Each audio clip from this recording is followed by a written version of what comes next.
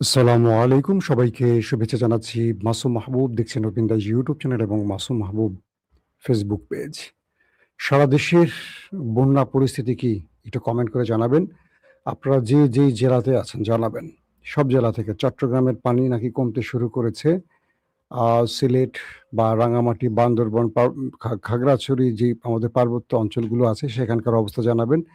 এছাড়া সারা দেশের পরিস্থিতি যে যেই জেলায় আছেন সেখান থেকে একটু কমেন্ট করবেন যে আপনাদের সেখানে এই মুহূর্তে কি পরিস্থিতি আছে।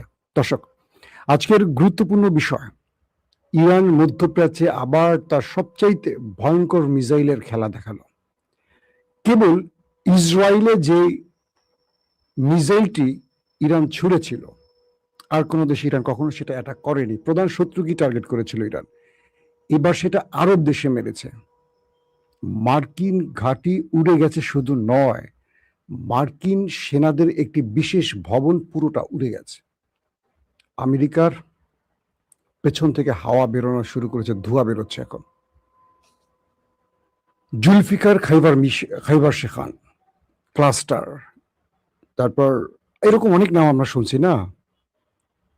ইরানের মিসাইলের নাম শুনতে গেলে আমাদের চোখ আঁতকে ওঠে। তাদের মিসাইল খেলাগুলো কি সেগুলো বলতে গেলে তাহলে আরো আঁতকে ওঠার মতো ঘটনা ঘটবে। আসেন আমরা কয়েকটা গুরুত্বপূর্ণ খবর দেই, তারপর আমরা সরাসরি আপনাদেরকে কি ঘটনা ঘটিয়েছে সেই বিষয় নিয়ে বিস্তারিত আলোচনা করব। মার্কিন সেন্ট্রাল কমান্ড সেন্টকম তারা বলছে ইরানের উপর সর্বশেষ দফায় তারা হামলা করেছে এবং সেখানে ইরানের অনেকগুলো সামরিক কেন্দ্র তারা ধ্বংস করেছে। আবার ইরানের গণমাধ্যম বলছে দক্ষিণাঞ্চলীয় শহর ও উপকূলীয় দ্বীপগুলোতে বিস্ফোরণের খবর দিয়েছে। মানে ইরানের যে গণমাধ্যম তারা বলছে দক্ষিণাঞ্চলীয় শহর ও উপকূলীয় যে দ্বীপগুলো আছে সেখানে মার্কিন যুক্তরাষ্ট্র অ্যাটাক করেছে এবং সেখানে বিস্ফোরণের শব্দ পাওয়া গেছে। পাশাপাশি হরমুজ প্রণালীতে মার্কিন ও ইরানি বাহিনীর মধ্যে সংঘর্ষের কথা জানানো হয়েছে গণমাধ্যমে। অর্থাৎ হরমুজ প্রণালীতে আমেরিকা এবং ইরানের মধ্যে তীব্র লড়াই চলছে।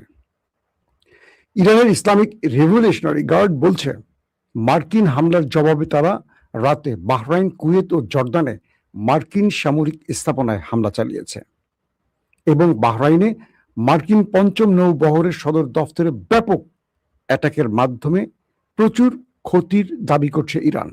অর্থাৎ এই মধ্যপ্রাচ্যের সবচেয়ে বড় নৌবহর যেটা বাহরাইনে, এটাকে সিরিজ অ্যাটাক করে যাচ্ছে। মোটামুটি এক সাইড থেকে এটাকে ধ্বংস করতে করতে করতে এটাকে একেবারে কি বলবো ধোলাইখাল বানিয়ে ফেলেছে। মার্কিন প্রেসিডেন্ট ডোনাল্ড ট্রাম্প এর আগে বলছেন ইরানের উপর হামলা যতক্ষণ না আমি যথেষ্ট বলছি ততক্ষণ চলবে এবং এর সম্ভাব্য লক্ষ্যবস্তুর মধ্যে বিদ্যুৎ কেন্দ্র ও সেতু অন্তর্ভুক্ত রয়েছে। মাশাআল্লাহ, গুড। যুক্তরাষ্ট্র ইরানের বন্দরগুলোর উপর পুনরায় অবরোধ আরোপ করেছে। অন্যদিকে ট্রাম্প হরমুজ প্রণালী দিয়ে চলাচলকারী জাহাজের উপর 20% শুল্ক আরোপের পরিকল্পনা প্রত্যাহার করে নিয়েছে। বুঝতে পারছেন, যুক্তরাষ্ট্র 20% শুল্ক আরোপের যে পরিকল্পনা সেটা প্রত্যাহার করে নিয়েছে। ইরানের খেলা এবার বুঝছেন আপনারা, তারা হরমুজ প্রণালীতে 20% টোল নিবে আশা করছিল, কিন্তু সেই স্বপ্ন ভেস্তে দিল এবার ইরান। তাদের মিসাইল মেরে পেছন থেকে হাওয়া বের করে দিল। এখানে খুব দুর্দান্ত একটি ইন্টারেস্টিং খবর আপনাদেরকে আগে দিতে হবে। ইরানের পররাষ্ট্রমন্ত্রী আব্বাস আরাকচি, মানে ইরান যে আমেরিকার সাথে খেলছে আর রাজনৈতিক খেলায়, আমেরিকা শক্তিশালী পরাশক্তি সুপার পাওয়ার যেটাই হোক না কেন, সামরিক শক্তিতে নাম্বার 1 হোক না কেন, ইরান আমেরিকাকে পুরো রাজনৈতিক খেলায় একদম ভাঁজ করে ফেলেছে। একটা ছোট্ট খেলার সূত্র ধরিয়ে দেই। ইরানের পররাষ্ট্রমন্ত্রী আব্বাস আরাকচি তিনি বলছেন, তিনি তার সোশ্যাল মিডিয়ায় লিখেছেন ট্রাম্প একেবারে সঠিক। অর্থাৎ ট্রাম্প যে হরমুজ প্রণালীতে 20% শুল্ক আরোপের কথা বলছিলেন এটা তার একদম সঠিক সিদ্ধান্ত। কে বলছে? ইরানের পররাষ্ট্রমন্ত্রী আব্বাস আরাকচি। আপনার কাছে একটু কঠিন লাগলো না কথাটা, যে ট্রাম্প 20% শুল্ক নেবে এটাকে সঠিক সিদ্ধান্ত বা এটা সঠিক সিদ্ধান্তের দাবি করছে ইরান? এটা কি করে সম্ভব? আব্বাস আরাকচি বলছেন, গুরুত্বপূর্ণ এই নৌপথে যাতায়াতের জন্য মাসুল নেয়ার বিষয়ে তেহরানের অবস্থানকে ট্রাম্প নিজেই বৈধতা দিয়েছে। এটা হলো মূল খেলা। অর্থাৎ ইরান হরমুজে তারা যে টোলের কথা বলছিল বা মেইনটেনেন্স ফির কথা বলছিল, আর আমেরিকা এটাকে অ্যাভয়েড করেছিল, বা আমেরিকা বলছে না এটা ঠিক নয়, এটা আন্তর্জাতিক জলসীমা, এখান থেকে এটা করা যাবে না, এখান থেকে কোনো টোল নেওয়া যাবে না। ইরানকে নিষেধ করেছিল কে? আমেরিকা। আর এখন কি হলো, যখন আমেরিকা নিজে এখানে এসে বাকি জাহাজগুলোকে নিরাপত্তা দেওয়ার কথা বললো, তখন তিনি নিজে 20% শুল্ক চেয়ে বসলো। তার মানে এখানে একটা শুল্ক নেয়ার ব্যাপার আছে, কারণ এই রুটে সবাইকে নিরাপত্তা দেয়া, পরিবেশ দূষণ থেকে সাগরকে রক্ষা করা, এবং আরো যে মেইনটেনেন্স গুলো আছে সেটাকে রক্ষার জন্য টোল যে লাগবে, এটা আমেরিকা বৈধতা দিয়ে ফেলেছে। কারণ আমেরিকা এখানে থাকার জন্য বা আমেরিকা নিরাপত্তা দেওয়ার জন্য এই 20% চেয়ে বসছে। তার মানে ইরান যে আগে চেয়েছিল এটার বৈধ হয়ে গেছে। কিন্তু প্রশ্ন হলো, তিনি বলছেন, তিনি ট্রাম্পকে খোঁচা দিয়ে বলেন ট্রাম্প যে 20% মাসুল নিতে চায় তা একটু বেশি হয়ে যায়, কিন্তু ইরান এত বেশি নেবে না, ইরান অনেক কম নেবে। ইরান মানুষের উপর জুলুম করবে না। আমেরিকা 10,000 মাইল দূর থেকে এসে অন্যের জলসীমায় বসে টোল নেবে, তাও আবার 3 ডবল বেশি, আর ইরান তার জলসীমায় বসে সেই টোল নেবে না, এটা কি হয়? এখন ট্রাম্প কি বলবে বলেন? ট্রাম্প এখন বুঝতে পারছেন যে ইরান সহজে তাকে আর ছাড় দেবে না। সমঝোতা স্মারকে কি ছিল তা নিয়ে তাদের নিজেদের ব্যাখ্যা অনেক রকম আসছে দুই পক্ষের। আর যে যুদ্ধ তিনি বারবার ছড়াচ্ছেন ট্রাম্প, এই যুদ্ধে আমেরিকানরা তার প্রতি বিরক্ত হয়ে গেছে এবং বলছেন যে আমেরিকা তার উদ্দেশ্যকে গোপন রেখে মানুষকে ধোঁকা দিচ্ছে। এখন আসেন যে একটি সমঝোতা স্মারকের মাধ্যমে ট্রাম্প চিরতরে ইরানের পারমাণবিক কর্মসূচি বন্ধ করে দিয়েছেন। 3000 বছরের মধ্যে প্রথমবারের মতো মধ্যপ্রাচ্যে শান্তি এনেছেন বলে ঘোষণা করার কয়েক সপ্তাহ পরেই ট্রাম্পের সুর বদলে গেছে। গত সোমবার তিনি একটি রেডিওতে বলেন এই চুক্তিটি ছিল একটি পরীক্ষা, যাতে ইরান ব্যর্থ হয়েছে এবং এর কোনো গুরুত্ব ছিল না। কিন্তু মিস্টার আরাকচি বলছেন এখানে আমরা নই, ব্যর্থ হয়েছে আমেরিকা, কারণ পুরো পৃথিবী বুঝে গেছে আমেরিকা ধোঁকা দেয়। আসেন আরো কিছু গুরুত্বপূর্ণ খবর দিই। ইরানের ভূখণ্ডে যুক্তরাষ্ট্র নতুন করে চালানো হামলার জেরে Islamic revolutionary guard corps IRGC Kuwait, Bahrain ও জর্ডানে অবস্থিত মার্কিন সামরিক স্থাপনাগুলোতে যে ব্যাপক অ্যাটাক করেছে তার ছবি তথ্য আসতে শুরু করেছে। মার্কিন বেশ কিছু ঘাঁটিকে দেখা গেছে একদম আগুনে জ্বলছে। আইআরজিসির পক্ষ থেকে বলা হয়েছে তারা বাহরাইনে একটি ঘাঁটিতে প্রচুর সংখ্যক মার্কিন সেনারা অবস্থান করছে, সেটাকে উড়িয়ে দিয়েছে। আরেকটি পক্ষ থেকে বলছে যে একটা ভবনের মধ্যে মার্কিন সেনারা আশ্রয় নিয়েছিল, সেই ভবনটাকেই ক্লাস্টার বোমা দিয়ে উড়িয়ে দিয়েছে। এখন বলেন আমেরিকা কি এই ক্ষয়ক্ষতিগুলো স্বীকার করছে? আমেরিকা কোথাও এই ক্ষয়ক্ষতির পরিমাণ আর বলছে না। দর্শক, আইআরজিসি গত রাতে ক্রুজ ক্ষেপণাস্ত্র ও বিমান থেকে নিক্ষেপ করা বোমা দিয়ে ইরানের দক্ষিণাঞ্চলীয় প্রদেশগুলোর বেশ কয়েকটি উপকূলীয় ঘাঁটি ও অবস্থানে হামলা চালানোর জন্য যুক্তরাষ্ট্রের নিন্দা জানিয়েছে। তারা বলছে বিনা উস্কানিতে মার্কিন হামলা ও আইন লঙ্ঘনের জবাবে ইরান হরমুজ প্রণালী বন্ধ করে দেয় কোনো জাহাজই নিয়ম কানুন লঙ্ঘন করতে বা যুক্তরাষ্ট্রের সাথে সহযোগিতা করতে সাহস করেনি। এরপরেই এই মার্কিন আগ্রাসন চালানো হয়েছে, এটা তারা বলছে। এখন বাহরাইনে যে ক্লাস্টার বোমা মারলো আর যে ভিডিওটি ইরান রিলিজ করলো, পৃথিবীর গণমাধ্যম দেখালো, সেখানে দেখা গেছে আমেরিকা তার অত্যাধুনিক আকাশ প্রতিরক্ষা দিয়ে ইরানের মিসাইল আটকাবার চেষ্টা করছে। ভালো করে শুনবেন, আমি দৃশ্যটা না দেখিয়ে আপনাদেরকে চিত্রনাট্যের আকারে বুঝিয়ে দিচ্ছি। ইরান তার ভূমি থেকে বাহরাইনে ক্লাস্টার বোমা মারলো। ক্লাস্টার বোমা কি?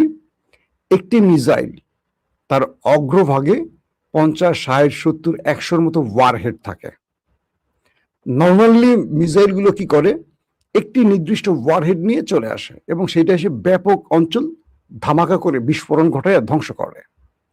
কিন্তু ইরান ইসরায়েলে এই ক্লাস্টার বোমা মেরেছিল, তখনই ইসরায়েল পর্যদস্ত হয়ে গেছে, কারণ ইসরায়েলের কাছে থাকা থার্ড, প্যাট্রিয়ট, আয়রন ডোম অ্যারো যে প্রতিরক্ষা ব্যবস্থাগুলো আছে, এগুলো নির্দিষ্ট ব্যাটারি থেকে যে মিসাইলগুলো ছড়ে, একটি মিসাইলকে টার্গেট করে একটি ছোটে, একাধিক মিসাইলকে টার্গেট করে একাধিক ছোটে। তো একটা ব্যাটারিতে 10টা 12টা করে ধরেন মিসাইল থাকে, এন্টি মিসাইল, এগুলো ছোটা হয়। কিন্তু ক্লাস্টার বোমা যখন মারা হয়, এটার মধ্যে 50, 60, 70, 80 বা 100 এরকম ওয়ারহেড থাকে। একটা মিসাইলের মধ্যে এতগুলো ওয়ারহেড এসে একটি নির্দিষ্ট কক্ষপথে, অর্থাৎ ইরান থেকে যখন এটা উপরে চলে যায়, উপর থেকে এটা নির্দিষ্ট টার্গেটে, নেভিগেশন ব্লক টার্গেটে এসে এটা হিট করে। এবং যে মাত্রা, মানে ইরান যেটাকে সিলেক্ট করে দেয় জিপিএস এ যে আমার এই জায়গাটার টার্গেট, তো বলা হচ্ছে যে বাহরাইনের সেই সামরিক ঘাঁটি, মার্কিন ঘাঁটিতে যখন এই ওয়ারহেডটা আসছিল, আমেরিকার তার রাডার সিস্টেমে যখন দেখছিল, তখন তারা একাধিক অ্যান্টি মিসাইল ছড়ে। এই মিসাইলগুলো কয়টা ওয়ারহেড ধ্বংস করবে? ইরান তো সেটা ক্লাস্টার মারছে। যখন এখান থেকে ক্লাস্টারের অনেকগুলো ওয়ারহেড বেরিয়ে আসে, তখন আমেরিকা কিচ্ছু করতে পারেনি, পুরো ভবনটাকে ধ্বংস করে ফেলেছে। কাল রাতে আমেরিকার রীতিমতো ভয়ঙ্কর দুঃস্বপ্ন দেখেছে ইরানের কাছে। জর্দান, বাহরাইন, কুয়েত কাউকে ছাড়ছে না। জর্দানে তো ভালো ধোলাই শুরু করছে ইসরায়েলের দালাল এই জর্দানকে, একটার পর একটা আঘাত চলছে সেখানে। পুরো মধ্যপ্রাচ্যে এখন আতঙ্ক ছড়িয়ে পড়ছে আমেরিকার টার্গেটে। এর আগে ইরান এই ক্লাস্টার বোমা মারেনি। ইরান বলছে আমেরিকা ওয়েট করো, তোমাদের জন্য আমাদের আরো সারপ্রাইজ আছে। তোমরা যে মাত্রায় এগোবে আমরা তোমাদেরকে সেই মাত্রায় খেলা দেখাবো। তোমরা যতদূর যাবা আমরা ততদূর তোমাদেরকে তাড়িয়ে নেব। ইরান বলছে আমরা তোমাদেরকে এই যাত্রায় এক তিল পরিমাণ ছাড় দিতে রাজি নয়। আমেরিকা কালকে আক্রমণের পর অ্যাটলিস্ট এটা বুঝতে পেরেছে যে ইরান তাদেরকে যে শক্ত জবাব দিতে আরো নতুন নতুন মিসাইল ব্যবহার করতে পারে, এটা মোটামুটি জেনে গেছে। তবে আমেরিকা এখন পর্যন্ত বলছে তাদের কোনো ক্ষয়ক্ষতি হয় নাই।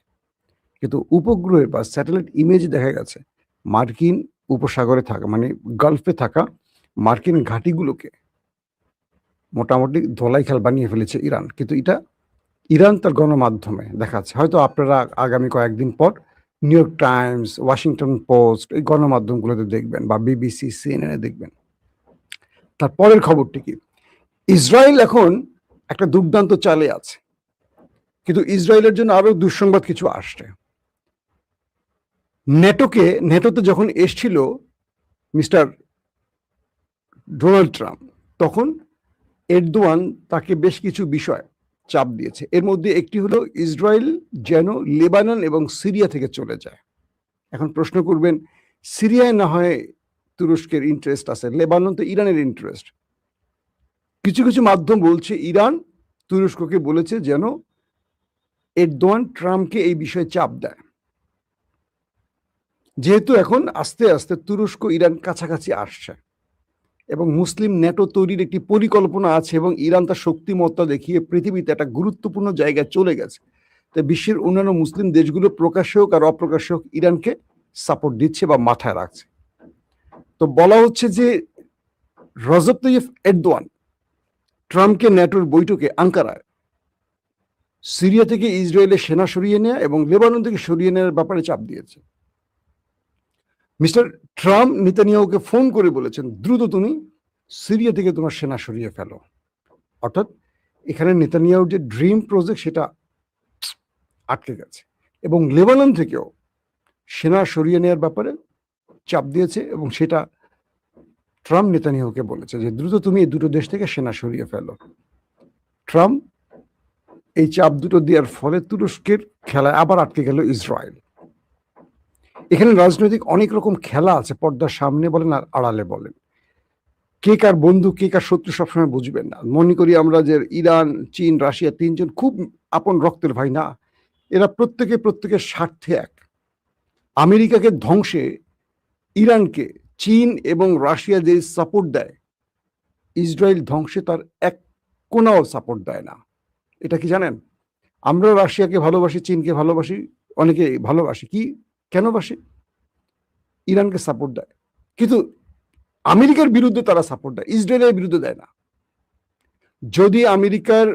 যদি ইরানকে রাশিয়া এবং চীন ইসরায়েল ধ্বংসে কোনো সাপোর্ট দিত, এতদিন ইসরায়েল থাকতোই না। কারণ ইসরায়েল পৃথিবীর প্রতিটি শক্তিশালী রাষ্ট্রকে তার গ্রিপে রাখে, তার অলিগারদের মাধ্যমে, তার হানি ট্র্যাপের মাধ্যমে, নানান রকম কৌশলে। পৃথিবীর এমন একটি দেশ, পুরো পৃথিবীতে সবচেয়ে অল্প ইহুদিরা, 1-1.5 কোটি বা 2-2.5 কোটি এই সারা পৃথিবীতে খুঁজে বের করতে, এক ইসরায়েলি বোধহয় 1,20,00,000-এর মতো এরকম বোধহয় আছে ইহুদি একটা দেশে মাত্র, তাদের দেশই একটা। 57টি মুসলিম দেশ,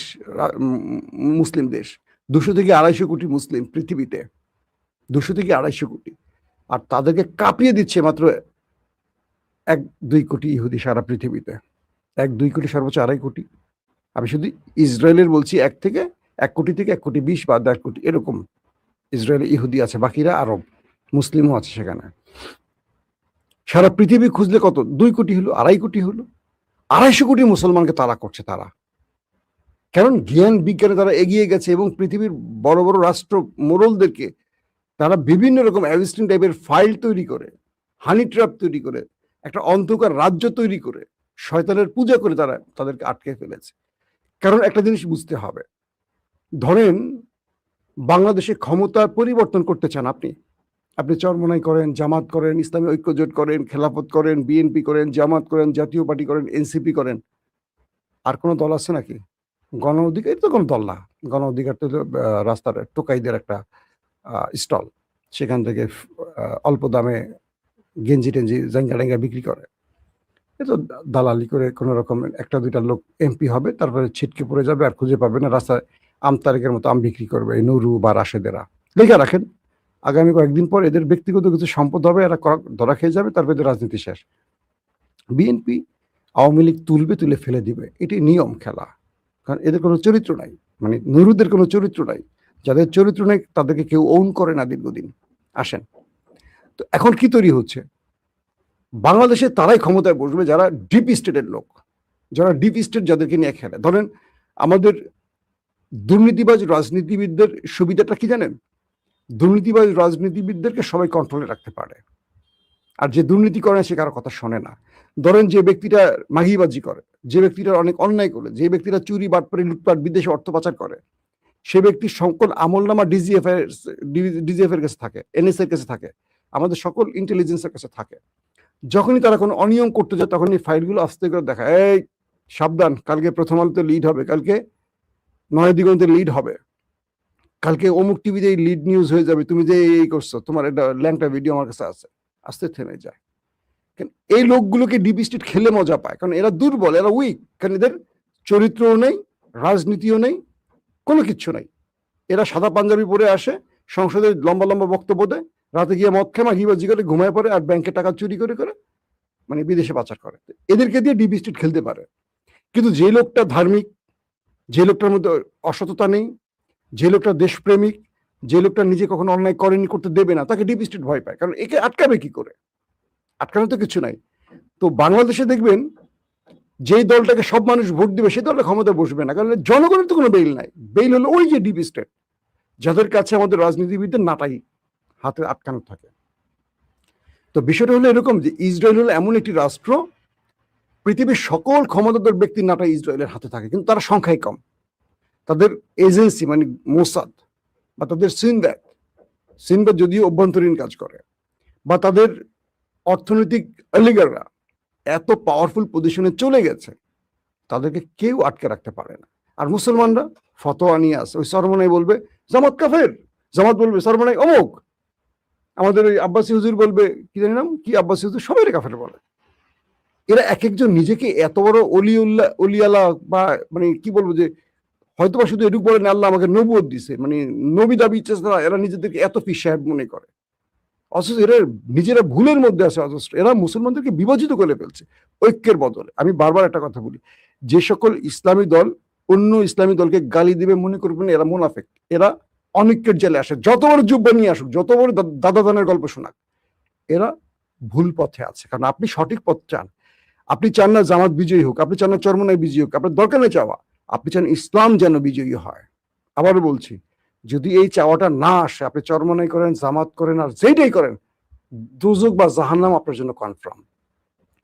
আপনার চেষ্টা কখনো যেন হয় না বিএনপিকে বিজয়ী করব, জামাতকে বিজয়ী করবো, এনসিপি কে বিজয়ী করবো, চরমনাইকে করবো, খেলাফতকে। আপনার টার্গেট হবে একটা, ইসলামকে বিজয়ী করতে আসছে।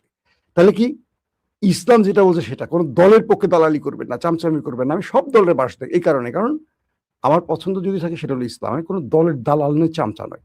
যে দলটা ভালো করবে সেই দলটাকে আমি সাপোর্ট দেবো, কনফার্ম। সেটা আমার আলোচনায় বুঝতে পারেন। সাপোর্ট দেই আর না দেই, কাদেরকে ভালো বলি কাদেরকে খারাপ বলি। তো ইসরায়েলের গ্রিপে আটকে আছে পুরো পৃথিবী। আজকে দেখেন মিশর ভয় পাচ্ছে এখন ইসরায়েলকে। এতদিন ইসরায়েলের দালালি করতে করতে এখন দেখলো মিশরের চারদিক থেকে ইসরায়েল আস্তে আস্তে ঢুকে পড়তেছে। বিভিন্ন জায়গায় ইথিওপিয়া টার্গেট করছে, সুদান টার্গেট করছে, বিভিন্নভাবে নীল নদের পানি আটকানোর পরিকল্পনা করে বিভিন্ন খেলা খেলছে। এখন মিশর আয় হায়, এত বছর ধরে তো আমি ইসরায়েল আর আমেরিকার দালালি করলাম, এখন কি হলো? আস্তে করে তুরস্কের কাছে ভিড়ছে। আর তুরস্ক দেখলো সুযোগ তো কাজে পেয়ে গেছি, ফিলিস্তিনকে আমার মুক্ত করতে হলে আমার লাগবে কি? মিশরকে। কারণ মিশর ফিলিস্তিনের পাশের দেশ। এত বছর ধরে মিশরকে বহুভাবে লাইন করার চেষ্টা করছে, তুরস্ক পারে নাই, শুধু ফিলিস্তিনকে রক্ষার জন্য। যেমন ইরান এক স্টাইলে খেলে, তুরস্ক আরেক স্টাইলে খেলে। তুরস্ক যেহেতু ন্যাটোর দেশ এবং শক্তিশালী একটা ভূমিকা ওয়ার্ল্ড ইস্টাবলিশমেন্টে, মিশরকে বাগিয়ে এখন মিশর তুরস্ক একটা টেবিলে বসছে, একসাথে মহড়া করছে। কারণ ফিলিস্তিনকে মুক্ত করবে তুরস্ক, এটা তার প্রধান টার্গেট। এই জন্য সে ট্রাম্পকে ন্যাটোতে ডেকে সিরিয়া ছাড়তে বললো, লেবানন ছাড়তে বললো। কাকে? ইসরায়েলকে। তো বহুমাত্রিক খেলা এখন চলছে এবং ইরানের যেই দুর্দান্ত সাহসী পদক্ষেপ, ট্রাম্প ভরকে গেছে। ট্রাম্প ভাবতেছে যে এই দেশটা কেমন একটা দেশ, নিউক্লিয়ার অ্যাটাক করছে। কালকে দাবি করছে যে আমরা স্বল্প মাত্রায় নিউক্লিয়ার অ্যাটাকও ইরানে করেছি। এখন তারা বুঝতে পারছে যে ফুল মাত্রা নিউক্লিয়ার মারলেও ইরান ভয় পাবে না, এই জাতি মরে যাবে কিন্তু হার মানবে না। এই জায়গাটাই ট্রাম্পের সবচেয়ে বড় ভয়। তাই বিভিন্ন রকম স্ট্র্যাটেজিক ভাবে পরিকল্পনা ঘুরাচ্ছে, চাপ বাড়াচ্ছে, হিট করছে, বড় বড় কথা বলছে, কিন্তু লাভ হচ্ছে না।